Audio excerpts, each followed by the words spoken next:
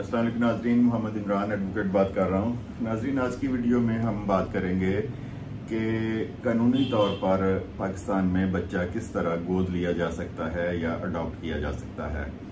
तो इस बारे में आज जो बात होगी उसमें ये होगी कि पाकिस्तान में रहते हुए अगर कोई बच्चे को गोद लेना चाहता है तो उसके तरीक़ेकार क्या है।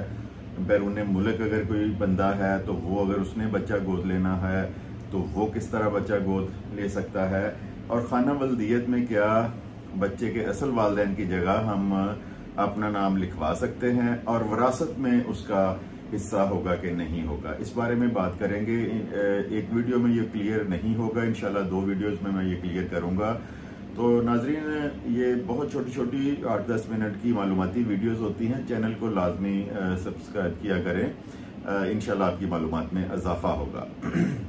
तो नाजरीन, बच्चे जो हैं अल्लाह ताला की बहुत बड़ी नेमत हैं। जिन लोगों के बच्चे नहीं हैं, जो शादीशुदा जोड़े बच्चों से महरूम हैं, कोई उनसे पूछे कि औलाद की नेमत क्या है। बेटा अल्लाह ताला की नेमत होता है और बेटी अल्लाह ताला की तरफ से रहमत होती है। और जो लोग इन चीज़ों से महरूम होते हैं वो उनसे पूछा जाए कि उनके नज़दीक ये जो नेमत है और रहमत है इसकी क्या हैसियत है, तो वो फिर आपको पता चलेगा कि औलाद अल्लाह ताला का दिया हुआ कितना बड़ा तोहफा है। बहुत से नाजरीन हमारे माशरे में, आपने भी अपने इर्द गिर्द देखा होगा, लोग औलाद की नेमत से महरूम हैं। तो उस सिलसिले में बच्चे को गोद ले लिया जाता है किसी बहन भाई से, किसी रिश्तेदार से, किसी अजीज़ो अकारब से, या ईदी होम से, या जो बच्चों के अदारे हैं चाइल्ड प्रोटेक्शन ब्यूरो, वहां से बच्चे को गोद लिया जाता है। नाज़रीन, हमारे मुल्क में अभी तक इस बारे में कोई भी वाज़ेह कानून साजी मौजूद नहीं है। बच्चे की अडॉप्शन के लिए कोई भी वाज़ेह तौर पे कानून मौजूद नहीं है कि जिसके तहत बच्चे को गोद लिया जा सके, और ना ही जो हमारी हुकूमतें गुजरी हैं, हमारे अरबाब इख्तियार जो लोग हैं, उन्होंने इस बारे में कभी महसूस किया है कि इस बारे में कानून साजी करें। बाद में बच्चे गोद ले लिए जाते हैं, बहुत से मसाइल का सामना करना पड़ता है।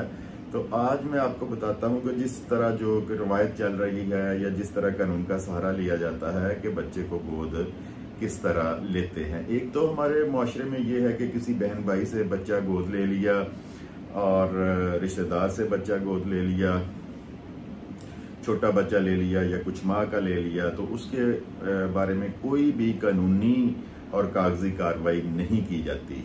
मतलब ना कोई स्टाम्प पेपर लिखवाया जाता है, ना सिविल कोर्ट में पेश हुआ जाता है। तो बाद में जाके बहुत दफ़ा इस तरह के केसेस देखे गए हैं कि बच्चा जब थोड़ा बड़ा हो जाता है या शादी की उम्र को पहुंचता है तो जो उसके असल वालिदैन होते हैं, जब शादी का मसला होता है, जायदाद का कोई प्रॉब्लम हो जाता है या दीगर कोई लड़ाई झगड़ा हो जाता है, तो वो बच्चे की वापसी का तकाजा करते हैं। तो इसमें जब असल वालिदैन बच्चे की वापसी का तकाजा करते हैं तो फिर जिन्होंने बच्चा लिया होता है वो बच्चा देने को तैयार नहीं होते, बच्चे को गायब कर दिया जाता है, जो कि अगवा के जुमरे में आता है। और बेशुमार दफ़ा इस तरह के जो मसाइल हैं वो देखे गए हैं। तो इसके लिए ज़रूरी है कि अडॉप्शन डीड तैयार की जाए और सिविल कोर्ट में बाकायदा उसके बयान लिए जाएं। ऐसा बिल्कुल नहीं होता और बच्चा दूसरे के हवाले करके उसकी परवरिश, तालीम और तरबियत की जिम्मेदारी जो बच्चा गोद ले रहे होते हैं उनके सुपुर्द कर दी जाती है। हाँ, अगर बच्चा ईदी वेलफेयर से लेना हो या किसी बच्चों का जो अदारा है उससे लेना हो तो उसके लिए फिर एक जो है अपना गार्डियन एंड वार्ड एक्ट के तहत अदालत से रजू किया जाता है और उसके बाद बच्चे को फिर गोद लिया जाता है। उसमें नाजरीन, ईदी होम से जो बच्चे लिए जाते हैं उसके लिए अडॉप्शन डीड तैयार की जाती है। उसमें तमाम मंदराजात लिखे जाते हैं जो वालिदैन बच्चा दे रहे होते हैं, उनका बयान कलमबंद किया जाता है। 2 गवाहान उसमें डाले जाते हैं, गवाहान के और वालिदैन के साइन अंगूठा होता है।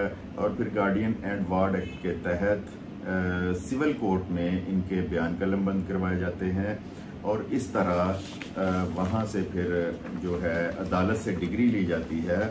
मतलब इस तरह के कानून के तहत जो है वो बच्चा गोद लिया जा सकता है। तो नाज़रीन, बहुत ज़रूरी है कि ये इस तरह की जो कानूनी कार्रवाई है, कानूनी पेचीदगियों से बचने के लिए अडॉप्शन डीड जो है वो लाजमी तौर पर तैयार करवानी चाहिए, क्योंकि फ्यूचर में आने वाले जो मसाइल हैं उनसे बचा जा सके।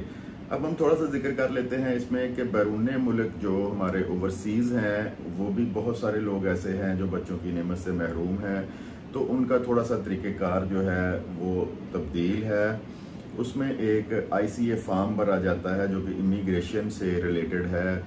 एक डॉक्टर से जो है वो उसको पुर करवाया जाता है। उसमें बच्चे के वालिदैन और जो असल वालिदैन हैं उनका लिखा जाता है, बच्चे का नाम लिखा जाता है, बच्चे की जाए पैदाइश लिखी जाती है।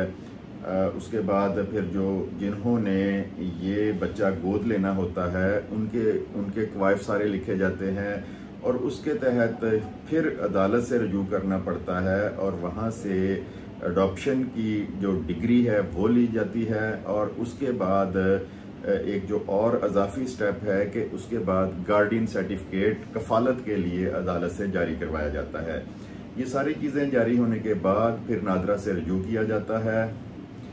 नादरा से बच्चे का बे फॉर्म बनवाया जाता है, नेशनल ID कार्ड का नंबर जारी करवाया जाता है, और उसके बाद फिर पासपोर्ट के लिए अप्लाई किया जाता है।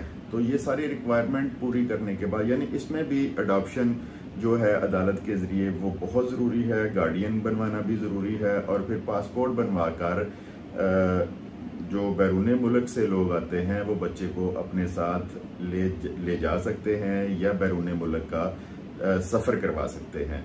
तो ये थी नाजरीन मेन जो चीज़ें आसान फहम ज़बान में मैंने कोशिश की है कि आपको इनकी समझ आ जाए। नेक्स्ट वीडियो में खाना वल्दियत में नाम लिखा जा सकता है कि नहीं लिखा जा सकता, और जो बच्चा अडॉप्ट किया जाता है, जो बच्चा गोद लिया जाता है, आया वो जो बच्चा गोद लेते हैं उनकी विरासत में उसका हिस्सा होता है कि नहीं होता। इस बारे में मैं नेक्स्ट वीडियो में आपको ब्रीफ करूंगा कि खाना बल्दियत में नाम लिखा जा सकता है, विरासत में हिस्सेदार हो सकता है। तो इंशाल्लाह कल दूसरी वीडियो अपलोड करूंगा और इसके बारे में आपको मालूमात दूंगा। तो वीडियो पसंद आए तो वीडियो को शेयर लाजमी करें और चैनल को सब्सक्राइब करें। आपका बहुत बहुत शुक्रिया। खुदा हाफिज़।